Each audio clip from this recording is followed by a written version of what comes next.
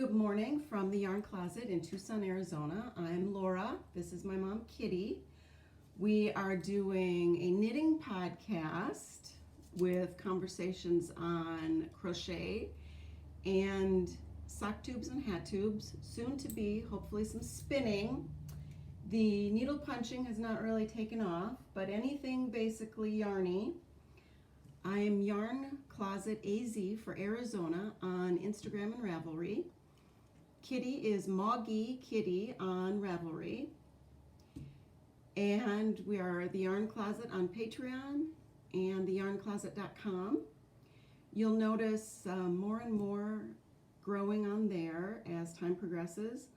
Also on this YouTube channel, if you go to playlists, you're going to see more of my own personal playlists that I've opened up.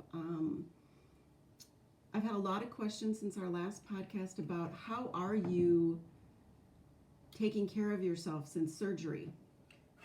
Well, one of the ways is my 3-minute, 10-minute, 20 minutes of Reiki in the morning on YouTube.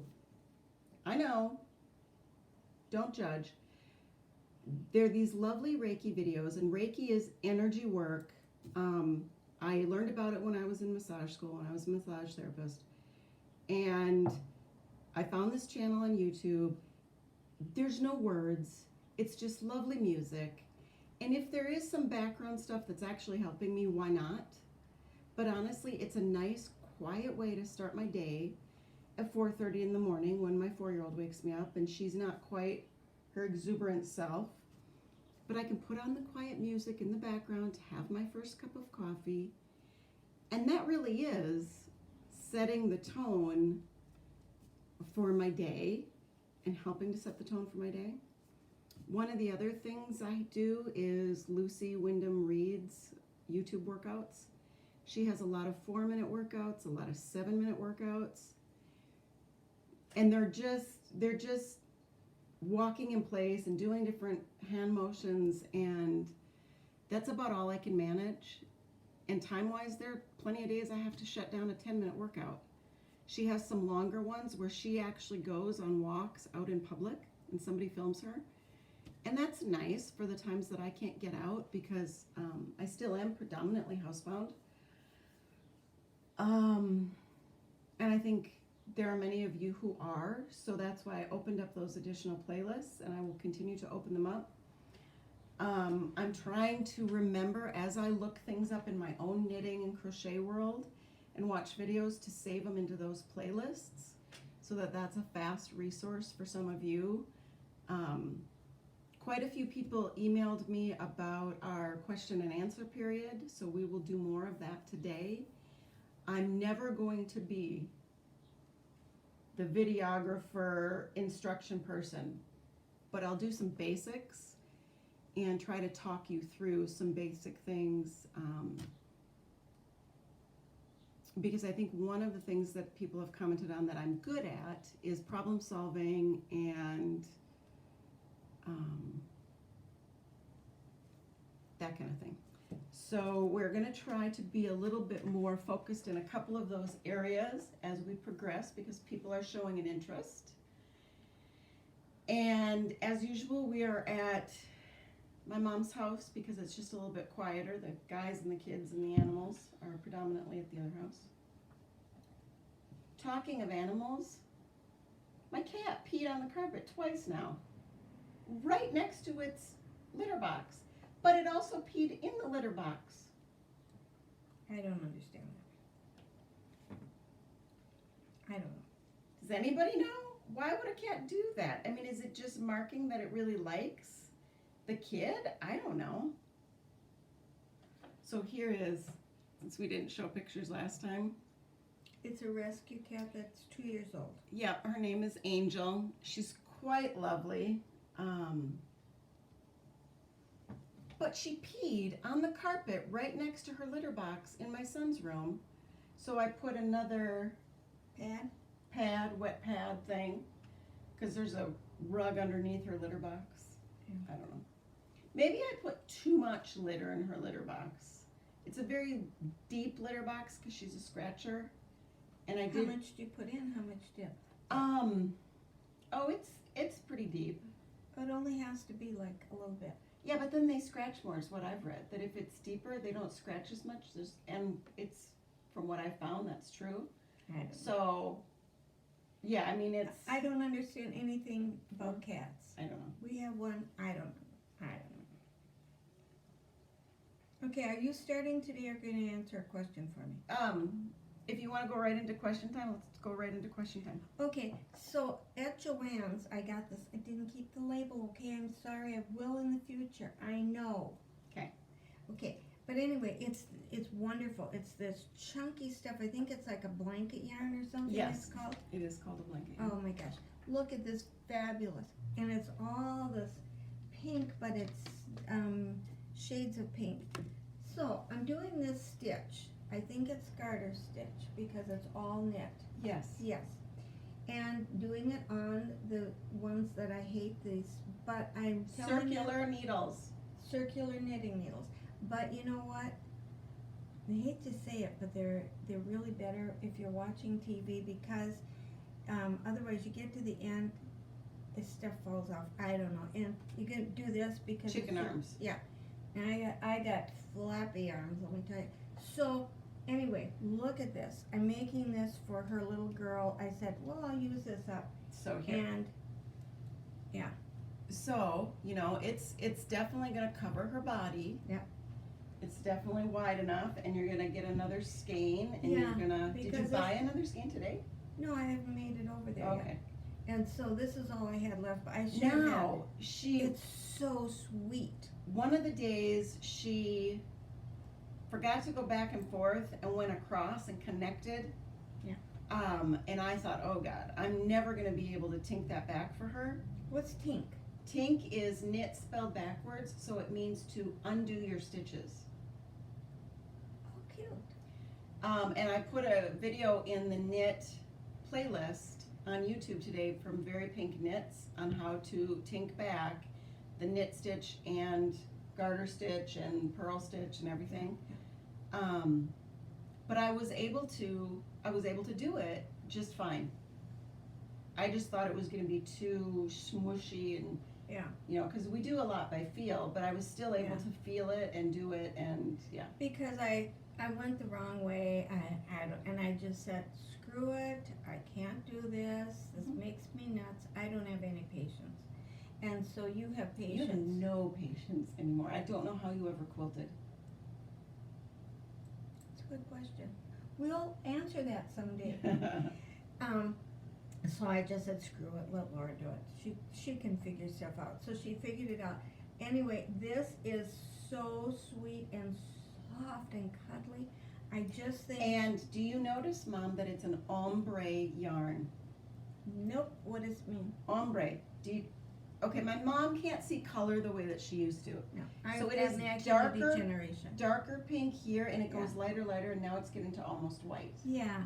So ombre means a gradual gradient change in the yarn. I love it.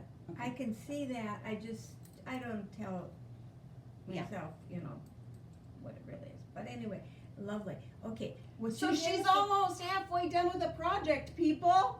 She's almost done with the project. This will be your first completed project. That's because I get tired of listening to you say, Mother, quit making one mistake and ripping the whole thing out and starting over. Look, I kind of like that. I don't know why. I kind of like that. I kind of get off on that. But what you didn't see, and I can see it afterwards, is that I missed a stitch someplace. And Oh yeah, you've got some holes in here, and you've got... But she isn't going to care. There's a hole right here where you missed. Oh yeah, look at that. Yeah. Yeah, So see? now this can come undone more, so you'll want to take a stitch marker And and do it. stick it through here, Yeah. so that when you're all done, Yeah. you can Go back and sew walk it in or tie it in or something. Right. So hold on, let's see if I have a stitch marker. So that a stitch marker you put on to tell yourself, go back and fix this. A stitch marker is usually, no, I'm fine. A stitch marker is usually used to mark something in a pattern as you're stitching along. However, people also use them to mark errors if they wanted to just leave it and go back and sew it down. Yeah. And as you'll notice, I just took off my safety pin because it was the easiest thing and used that. It's not So a safety now- pin. It's not a safety pin. No, it's a paper clip. Paper clip. So it won't unravel now because there's something through the Right. stitch. But when you're done, take a little extra yarn and sew it down or just literally tie it down. It's Right. just for a little kid, who cares? Yeah. Okay. And now you'll be able to find it. Right. Some people use stitch markers as they're working, so like if you want to see your progress between today and next week, you clip a stitch marker here on the front of your work, Mm-hmm. and then you'll see how much it grows. Yeah. And that makes them feel accomplished. Okay, here's a question, guys. Look at this. See this little, can you see this hole in here? Yeah. But see the thing next to it? It's a knot. Because So- there was a knot sometimes in the There was a yarn. knot in the Yeah. yarn, so I just knitted the knot right into it. Yeah, a lot of people will do that, and especially so in garter I can just stitch. again do that. This is not actually a hole, Mom. This is just This where is the a hole. but that's a hole where it's supposed to be. It's not a real hole. Oh, really? It's just a slightly larger space. It just has to do with tension. Okay, she's not gonna care. And I think you might have worked backwards, and like if you stop in the middle of a row, what I've noticed in a couple places is instead of finishing your row, you turn around and you work the wrong direction. Which is not that big of a deal with this yarn or in garter stitch or for this project.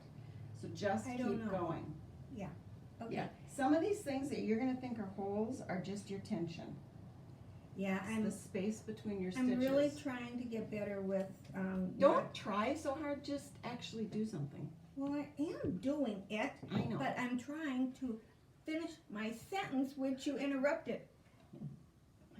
She's getting a timeout. And you would get a timeout, except as a mother, you would enjoy it way That's too much. right. Okay, so this is that horrible yarn that I loved. She didn't. Then I started making something out of it. She This talked is a about scarf. making Crochet Grammy's reader's shawl until I pointed out that it's crocheted and she can't crochet. Oh yeah. So Sorry, Lynette.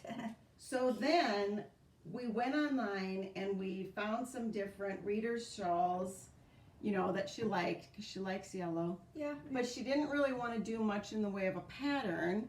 This Not one, to start, because I know me. If it's too Mhm. complicated, I'll just give up. so this is a free pattern that I found on mistyalpaca.com. MISTI alpaca.com. Okay, it's the reader's scarf.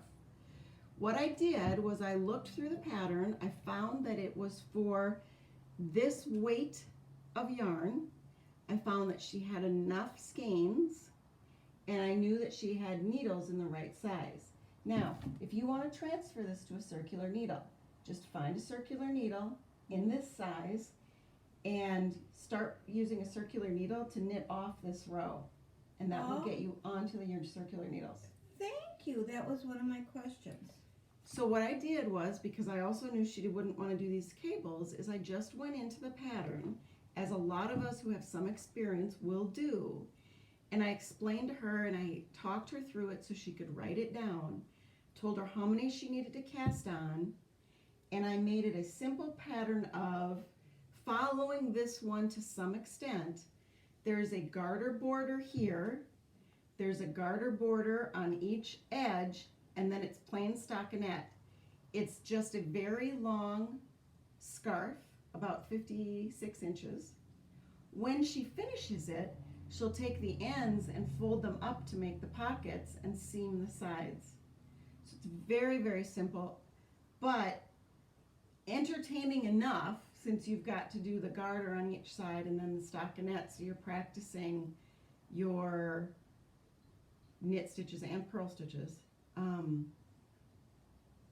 And honestly, if you got really, really bored and you put it around your neck and you realized that it came down far enough that you could fold up one side for a pocket and leave the other side without a pocket, who cares? Then you're done. You were going to hit me in the face with that. I was not. And it was going to be on I was YouTube. not. You were. But if you were my ex-husband, you would have done this. And if I was your mom, I almost did that. Okay, so I want you to look though, because I'm doing that knit on the end. So I'm doing the knit on the end, then across the middle. Now it's the purl. Am I purling? You're not following your pattern. Yeah. Where did you mark your right side and your wrong side, and how did you Right mark there. it? Okay, so this is your right side? Yeah. Okay, so right now when you work this side, you're working your wrong side, so Yeah. you would be purling. When you start working here and you see this, Yeah. then you're knitting. The whole thing. No, well, yeah, Fine. yeah, you're knitting the whole thing because Yeah. your ends are always knit and then the middle is always knit. All right, now I So know what I was doing you wrong. screwed it up. That's why you've got a garter bump in the middle of everything. Yeah. But who cares? Just keep going. I'm going to, because you know what? Who cares? Just keep going. Because I want to accomplish something, so I get her off my back. Yes. And then also look at But this. Mom, the more yarn you use, the more yarn you could buy. Exactly. Look at this. So I loved this. I think this is fabulous, and this is my personality. And when you get it on the circular needles, it's going to you'll look be different. able to see the color change better. Yeah. And the pattern, it's called pooling, the pooling of colors as you go along. See, this is what I like about YouTube, is that every time I watch anybody's YouTube, I learn another term, Mhm. and then I think, oh, now I know what they're talking about. Mhm. Okay, so thank you So for pooling. this is something I got off the Grocery Girls podcast, the Knitter's Dictionary. It's a small book. I got it on Amazon. You know, it was $20, something around there. I mean, that's pretty much what I spend on everything on Amazon, right?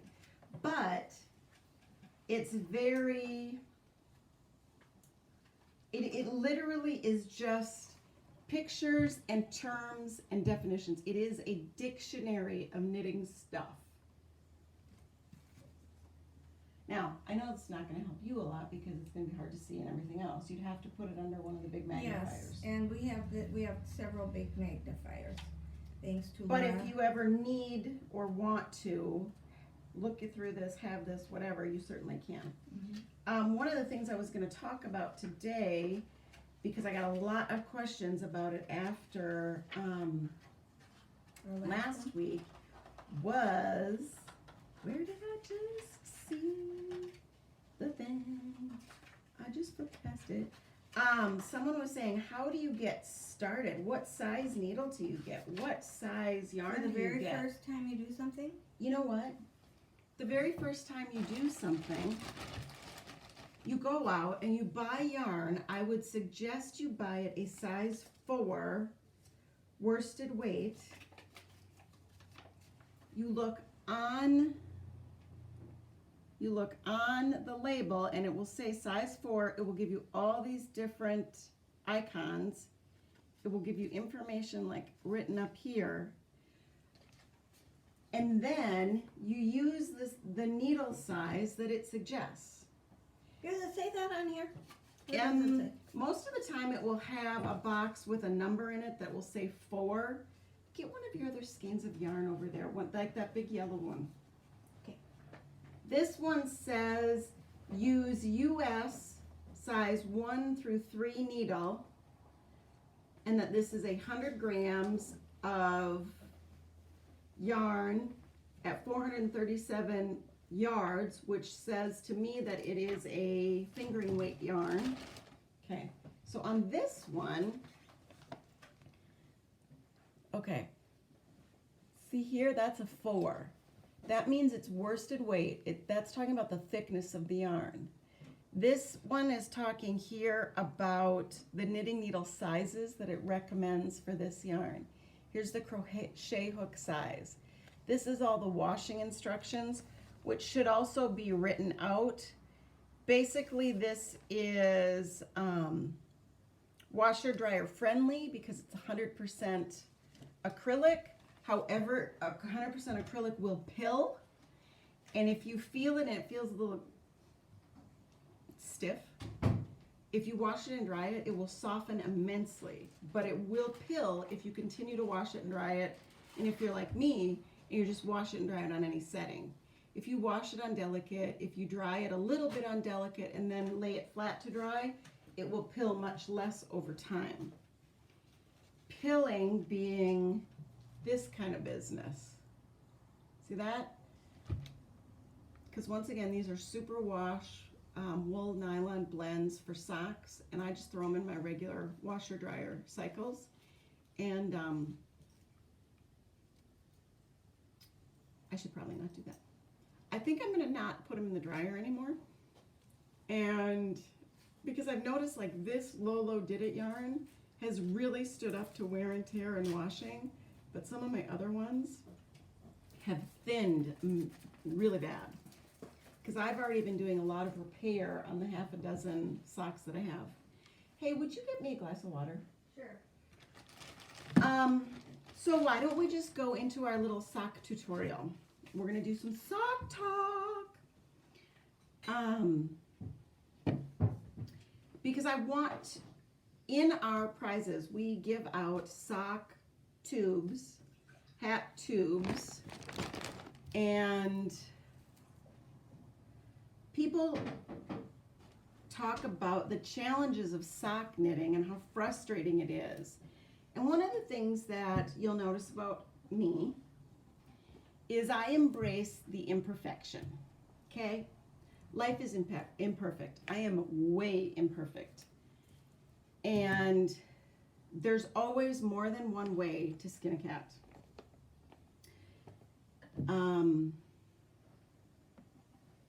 You can use DPNs, which are double pointed needles, to make socks because you're knitting a small tube, essentially with some turns and some stuff. You can use 2 short circular needles. You can use 1 very short circular needle. You can use 1 very long circular needle, okay? So I'm going to give you some examples of that and explain why. I have had a progression. I was terrified in the beginning. I tried to do socks on straight needles. Didn't work very well. So then I started with 2 short circular needles.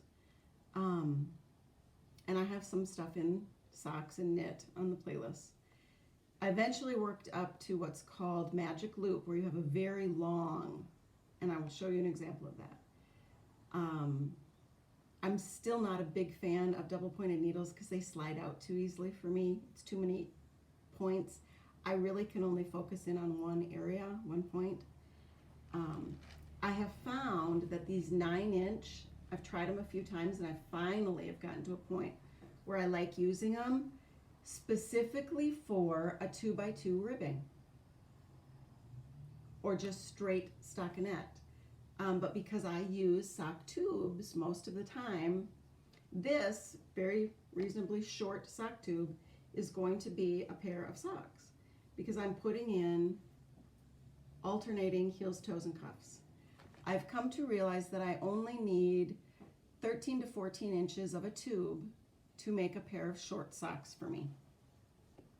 Now, sock knitting can be very, very intimidating because you're already thinking, lady, you've said 16 different things and you've lost me. Okay. That would be if they were polite. Yeah. So here is one of my shorty socks. By the way, I'm not watching because I wouldn't do this on a bet. Between my toe and my heel is about 6 inches. I usually have close to 1 inch on my toe and also to the turn of my heel, okay? Because my foot, if I measure from the end of my toes to my heel, is 8 inches. And then I like about 2 inches here. Or I can do less, but I like shorty socks. I live in Arizona. I don't need my legs covered. One of the things that I do in my afterthought heels, and yes, this is just a little repair. No, they're not the same color. I don't care.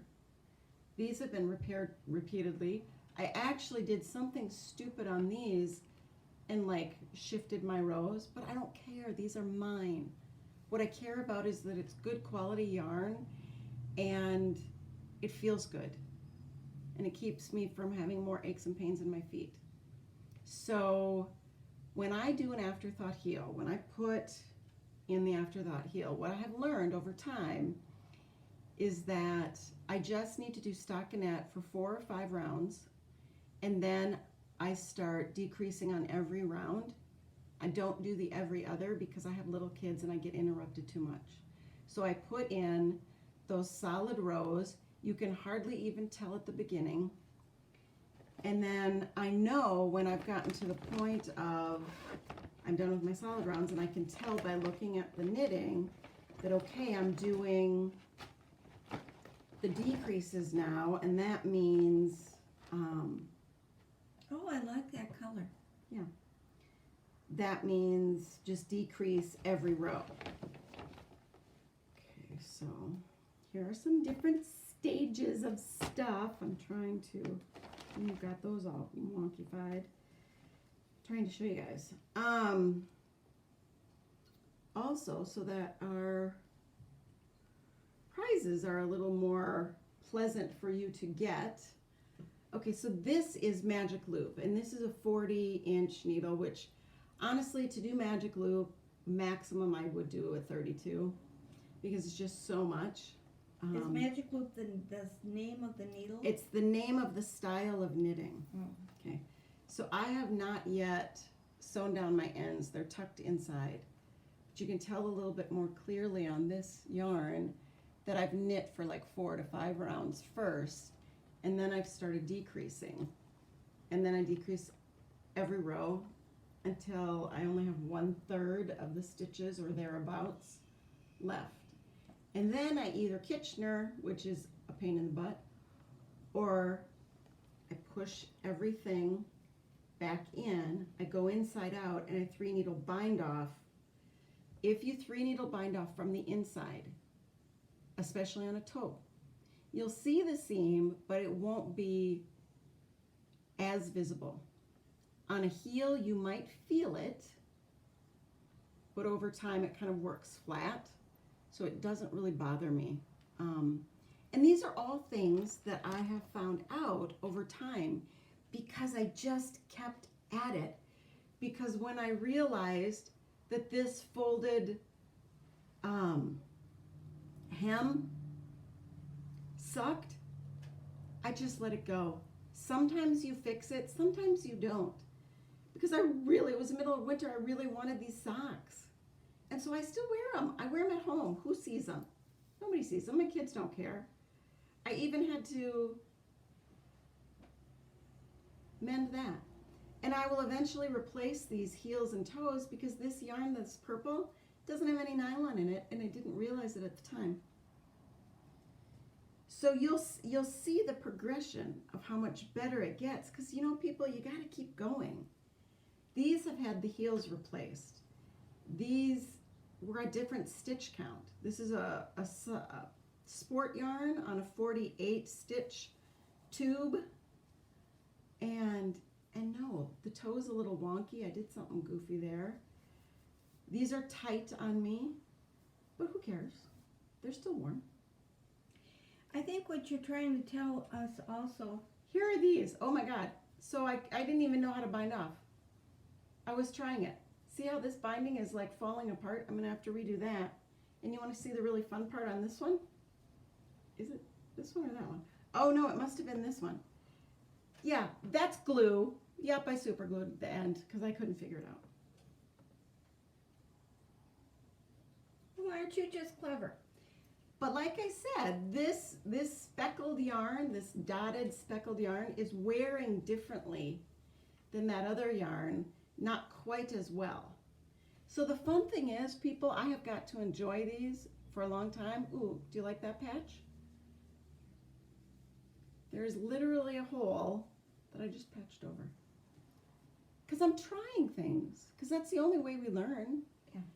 And some people have the patience and some people have the time to always undo and do it again right.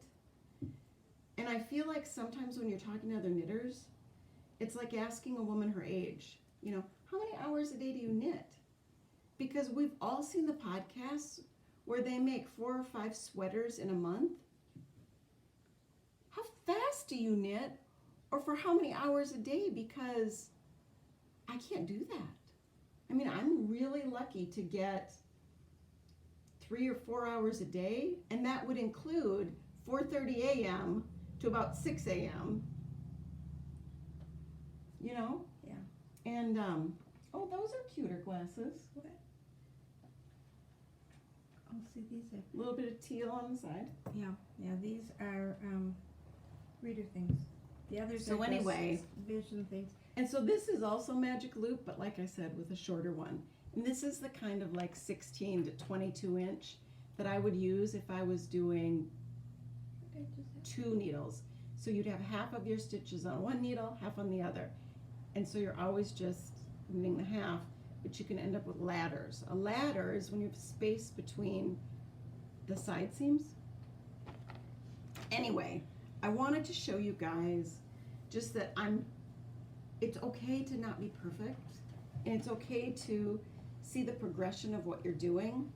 Oh my God, look at these. These were hemmed up poorly. I didn't even put a heel in these because I read a couple of patterns where kids' socks were made without heels so that they would function longer for your kid. And I wanted to see like if the heel would blow out.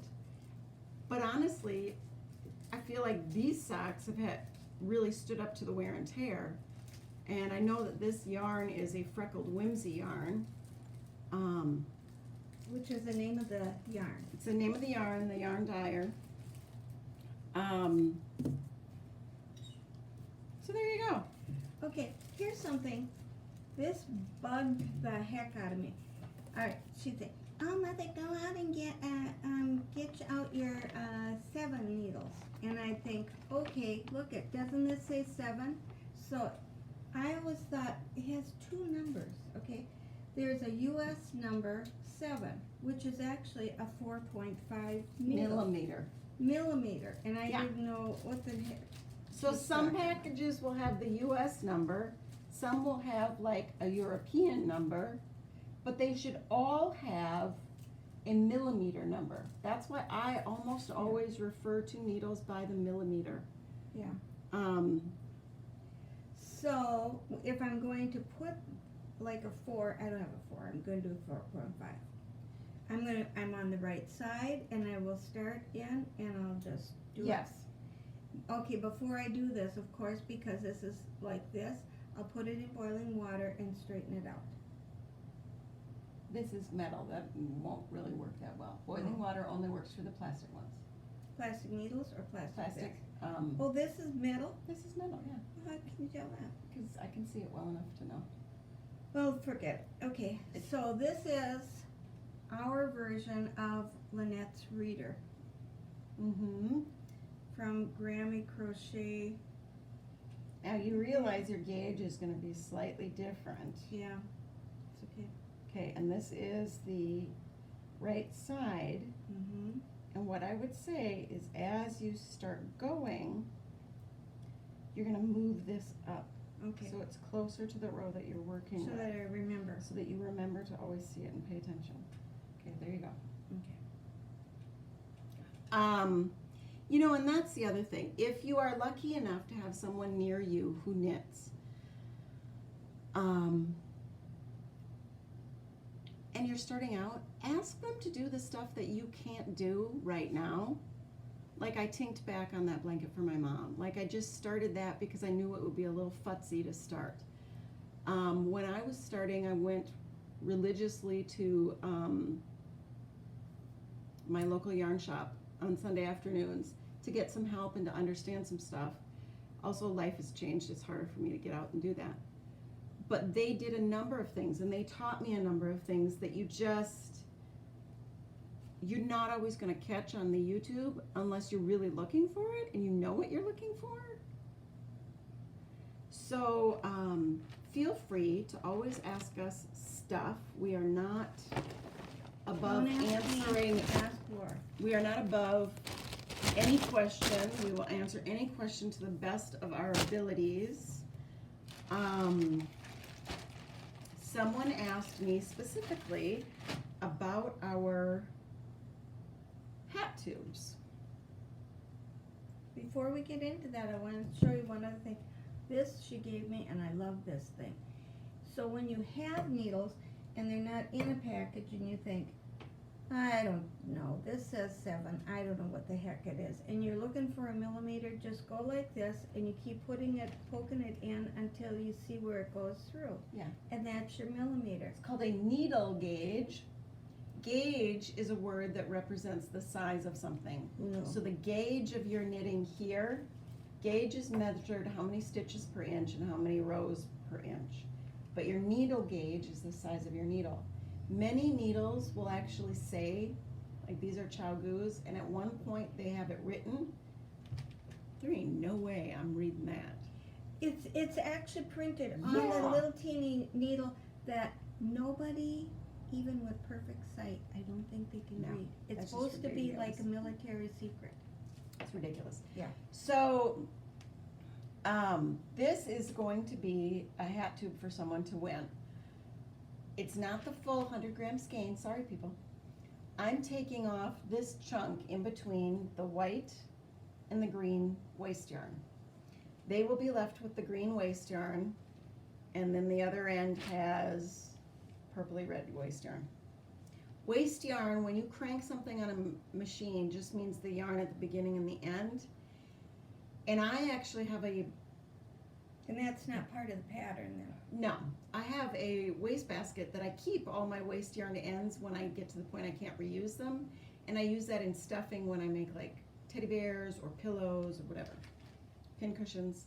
So to use a hat tube, I find a hat needle. A hat needle is usually a 16-inch round needle Why is it called a hat needle? because I'm making a hat on it. Oh, I get it. Oh, sorry, I wasn't paying attention because this is another thing I'm not going to do. And I would never do a lot of these things because you do them, so why should I do them? Right. We all don't have to like the same stuff. Some No. people just knit sweaters. Some And you people can do just them knit for me if blankets. I need Who them. cares? I don't know that I would ever knit more than a baby blanket to throw down in a baby crib or an infant crib. Because I'm just more interested in making useful things. But I will crochet blankets till the cows come home. So you use a 16-inch needle because you can shove all of the stitches on this for most hat sizes, because most hat sizes from kids to grown-ups are going to be somewhere between 14 and 24 inches in circular diameter, circumference. What you would do is you would go to the very edge if you want to use every gosh darn bit, and you would pick up the yarn. So you'd pick up the stitches. I'm going to be on the outside, so I'm going to pick up the stitches on the outside of the tube because I'm going to work from the outside. Get it? Because I'm going to rivet, and I'm actually going to go down and I'm going to pick up stitches down here so I can pull this apart, wind up the extra into a ball, keep it connected to the tube, and I'm just going to start ribbing. So at the end of this blue hat is actually about 2 to 3 inches of 2x2 rib. Now here's something I don't know. I know I've heard it, but I don't know. Some people always pick up the left-hand leg of the stitch. That's on the V. That would be the left-hand side of the V. Some people always pick up the right-hand side. It has something to do with how the stitch lays. What I have noticed for me is as long as I am consistent, we're fine. And I think that that's true in many, many things. If you're not quite sure on a pattern what's happening, but you just want to dive in, As long as you're consistent with what you're doing, as long as you think you're following the instructions on that stitch and you're consistent throughout the pattern, you're going to be fine because it's going to look consistent. Even if it doesn't look quite the way it was intended by the pattern writer, you know what I mean? And I think that sometimes people need to hear and get permission to just try, to just go, to make a mistake. Because what has Knitting Kitty taught us? You can always pull it apart. You can always frog it. Rip, rip, rip. Frog it. Frog, okay, because I've been watching people say, frog it, and I'm thinking, holy heck are you doing? I don't know what frogging means, so what is frogging? Just means Frogging rip it off? just means ripping it back. Okay. Okay. So, did you have any other questions? Frogging, that was one of my questions today. Oh, okay. Yeah. I'm going to show a couple of finished objects, talk about them, and then we are going to jump into a preview of July's giveaway. You want to know why we're previewing July's giveaway? Why, pray tell? July's our Pod-I-versary. Pod-I-versary? Yeah, it's our 1-year anniversary of a podcast. It's a Pod-I-versary. Oh, I've only been on 5 times, which tells you, well, she likes me, but not so much. So here is, I forgot to bring my sock blockers. So here is this finished pair of socks. Cute. Cute. And look, there's actually 2 of them. And once again, this is the longest cuff on a shorty pair of socks that I've done because I wanted to see if I liked it. And because, you know, it's, even though it's ribbed here, it's not real tight. Because I can't stand tight. I'm an old lady. I get those red Some lines of you around might my be questioning, ankles. wait a minute,